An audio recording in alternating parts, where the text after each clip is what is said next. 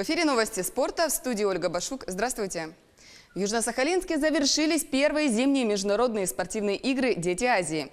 Участниками масштабных соревнований стали 1196 спортсменов из 20 стран. В течение 8 соревновательных дней было разыграно 93 комплекта медалей. Что касается медального зачета. Лидерами стала команда Уральского федерального округа. Юные спортсмены завоевали 24 медали, из них 10 золотых. На втором месте турнирной таблицы команда из Москвы. У ребят в активе 21 медаль, 9 из которых высшие пробы. На третьем месте команда «Сахалин-1», завоевавшая 26 медалей, из них 8 золотых. Сборная команда Якутии вошла в десятку лучших. Юные якутяне принесли в копилку сборной 6 медалей, 3 серебра и 3 бронзы. За 2 года Сахалин провел колоссальную мобилизацию, провел огромную работу. Игры прошли, на мой взгляд, очень на высоком уровне. Это я слышу от команд организаторов, от команд участниц. И, во-первых, те же и Казахстан, и Корея, и Япония говорят о том, что в следующие игры они привезут команду значительно сильнее. Приедут команды из российских регионов тоже сильнее. Очень важно, что сегодня 6 команд в медальном зачете, несмотря на то, что он неформальный, конкурируют прямо буквально и по общей сумме медалей, и по их достоинству этих медалей. Турнир получился очень конкурентный, поэтому страны будут обязательно участвовать. Будущее у игр хорошее.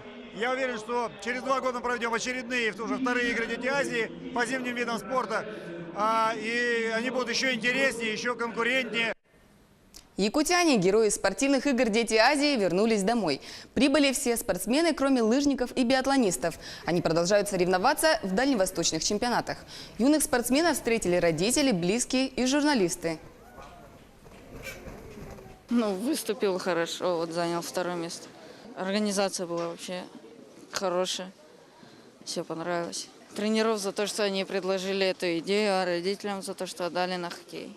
Очень хорошие, очень дружелюбные люди. Там очень много людей, очень хорошо катают. Для их опыта нужно еще максимум год или 2 года тренироваться, чтобы быть на их уровне. На следующей неделе Мирный примет сильнейших футболистов со всей республики. О том, что чемпионат Якутии по мини-футболу пройдет в столице Алмазного края, стало известно в январе.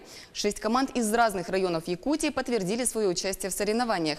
За медали чемпионата поборются и мирнинские спортсмены. Подробнее в предстоящих состязаниях в материале наших коллег. С 21 по 24 февраля в столице Алмазного края впервые в истории пройдет чемпионат республики по мини-футболу. Раньше эти соревнования всегда проходили лишь в Якутске. Теперь сильнейшие сборные готовятся принять алмазная столица. Среди этих команд и сборная Мирнинского района.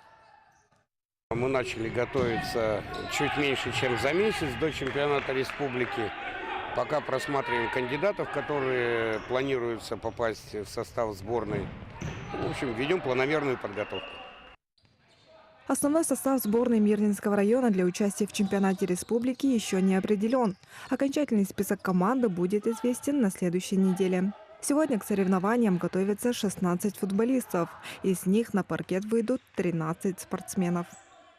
Конечно, функционально пока готовы не до конца, но мы стараемся в кратчайшие сроки наверстать те упущенные моменты, те моменты, которые нам необходимы для нужных кондиций. И я думаю, что к чемпионату мы будем готовы. Чемпионат республики по мини-футболу пройдет в высшей лиге. Сюда попадают только самые сильные команды. Всего в этом списке 8 сборных. На прошлогоднем чемпионате команда Алмазного края заняла 3-е место. Анна Винокурова, Артур Голиков, телеканал «Алмазный край». Это были новости спорта. Всего доброго.